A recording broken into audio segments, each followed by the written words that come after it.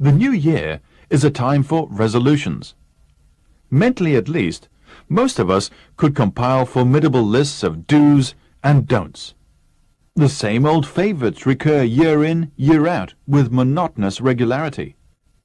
We resolve to get up earlier each morning, eat less, find more time to play with the children, do 1,001 jobs about the house, be nice to people we don't like, drive carefully, and take the dog for a walk every day. Past experience has taught us that certain accomplishments are beyond attainment. If we remain inveterate smokers, it is only because we have so often experienced the frustration that results from failure. Most of us fail in our efforts at self-improvement because our schemes are too ambitious and we never have time to carry them out. We also make the fundamental error of announcing our resolutions to everybody, so that we look even more foolish when we slip back into our bad old ways.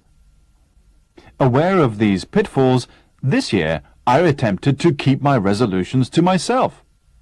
I limited myself to 2 modest ambitions: to do physical exercises every morning and to read more of an evening.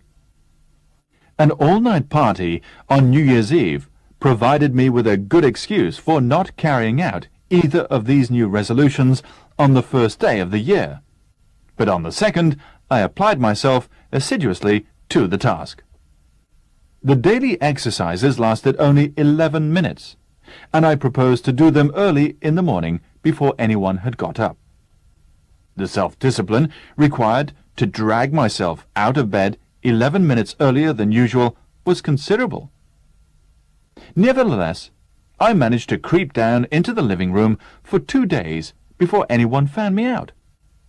After jumping about on the carpet and twisting the human frame into uncomfortable positions, I sat down at the breakfast table in an exhausted condition. It was this that betrayed me. The next morning, the whole family trooped in to watch the performance. That was really unsettling, but I fended off the taunts and jibes of the family good-humoredly, and soon everybody got used to the idea. However, my enthusiasm waned. The time I spent at exercises gradually diminished. Little by little, the 11 minutes fell to 0.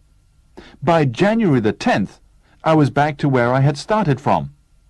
I argued that if I spent less time exhausting myself at exercises in the morning, I would keep my mind fresh for reading when I got home from work. Resisting the hypnotizing effect of television, I sat in my room for a few evenings with my eyes glued to a book. One night, however, feeling cold and lonely, I went downstairs and sat in front of the television, pretending to read. That proved to be my undoing, for I soon got back to my old bad habit of dozing off in front of the screen. I still haven't given up my resolution to do more reading. In fact, I have just bought a book entitled How to Read 1,000 Words a Minute. Perhaps it will solve my problem, but I just haven't had time to read it.